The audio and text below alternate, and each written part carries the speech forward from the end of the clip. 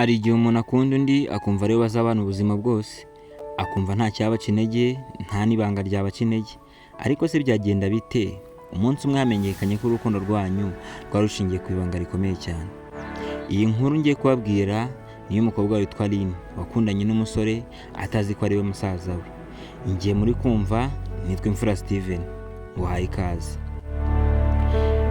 Inkuru ngiye kubagezaho ni iy'umukobwa witwa Aline, ni amateka y'ubuzima bwe ndetse n'urukundo rwe nuko byarangiye.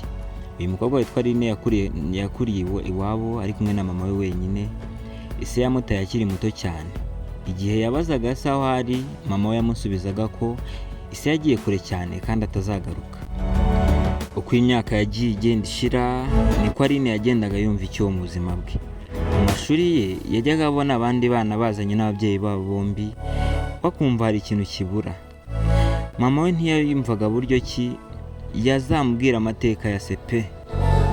Byasaga nkaho ari ibanga riremereye cyane kandi atifuza kugarukaho kuko byamubabaje cyane. Aline amaze gukura afite imyaka 23 nibwo ubuzima bwe bwahindutse.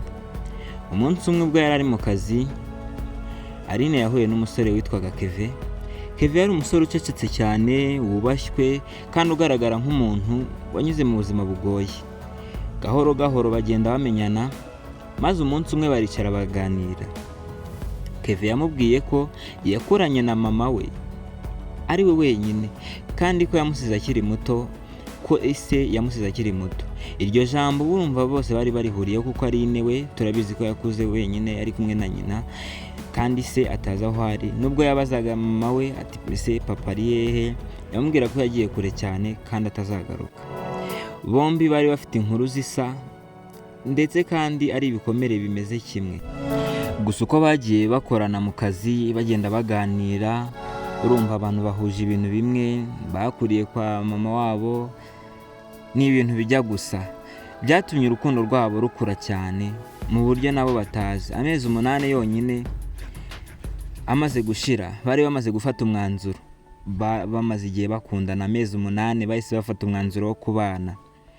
Aline yumvaga yabonye umuntu uzamumara agahinda, uzamuha ibyishimo ataboneye kuri se. Nubwo yabanye na mama we gusa, hari ibyo atamubwiraga, akamubwira ko se ntawe, urumva se ntiyapfuye, ntagize ute, yaragiye, ntamubwira aho yagiye.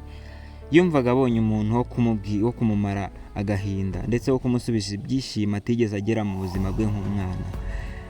Ariko ntabwo yari azi ko hari inkuru atazi yihishe inyuma ya Keve, bombi batazi. Ndetse uko iminsi yagiye ishira, nibwo bagiye bakomeza urukundo rwabo. Umunsi umwe Keve yagiye gusura Aline aho yabaga hamwe na mama we. Mama we yamwakiriye asa nk'atishimye, nubwo ntacyo yavuze ako kanya. Mu maso ye hari hagaragaramo ubwoba budasanzwe, ko yabonaga Keve neza afite isura ya papa wa Aline, ya se wa Aline, ngo nka nyina w'umwana abazi se cyane.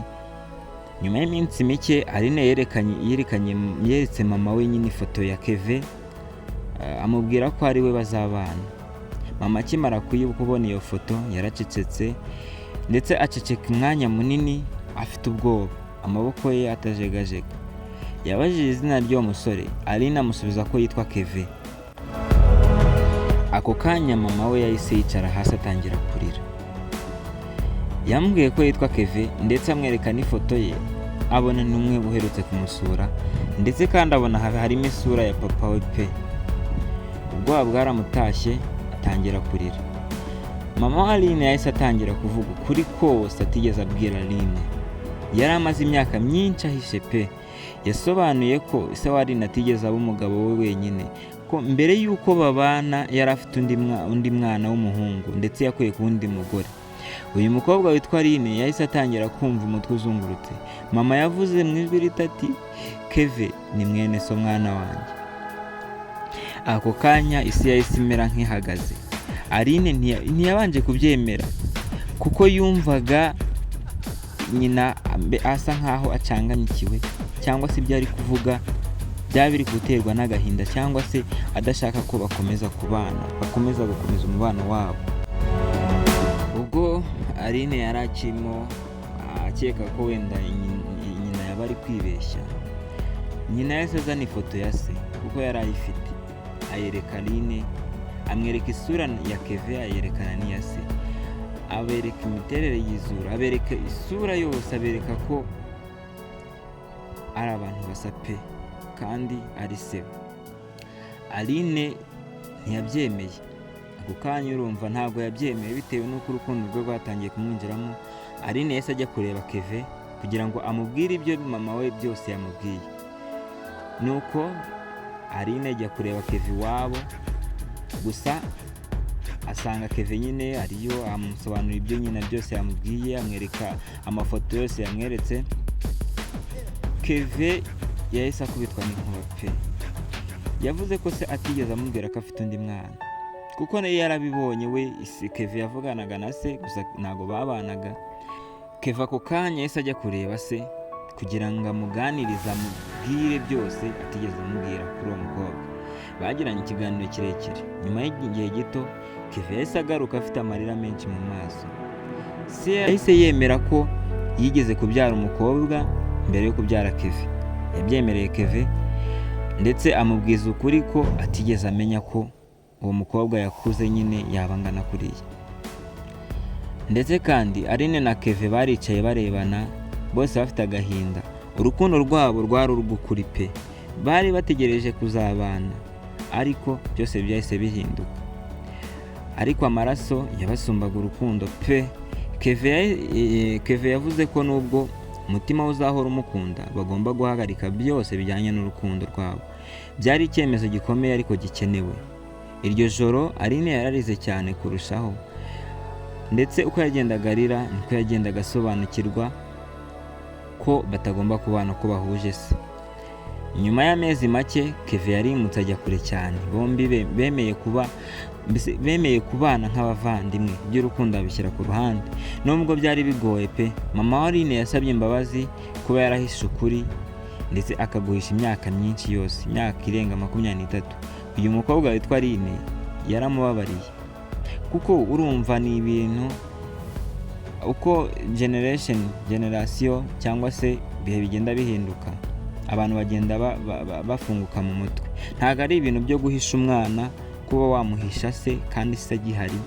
Isa ari umuntu ukiri muzima, ushobora kubyara abandi bana ku ruhande, ushobora kuzahura nawe utabizi. Babyeyi, mubyeyi urukumviye inkuru, ndakwinginze muntu wawe ufite inkuru nk'iyo mama Aline, wabibwira umwana wawe bigishoboka ko bitararenga inkombe. Ko Aline ahantu yari ageze, yaragiye kubana na Kevin, byari bisa nkaho bagiye kubana, kandi iyo baza kubyarana byari kuba ari ibintu bikomeye cyane. Inkuru yacu rero igusigira isomo rikomeye cyane, ndetse kandi ibanga rishobora kumara imyaka myinshi, ariko umunsi umwe ukuri kuragaragara. Iyo abantu bakiriho kuri kuragaragara, kandi nubwo kubabaza ukuri kuruta kubaho mu kinyoma.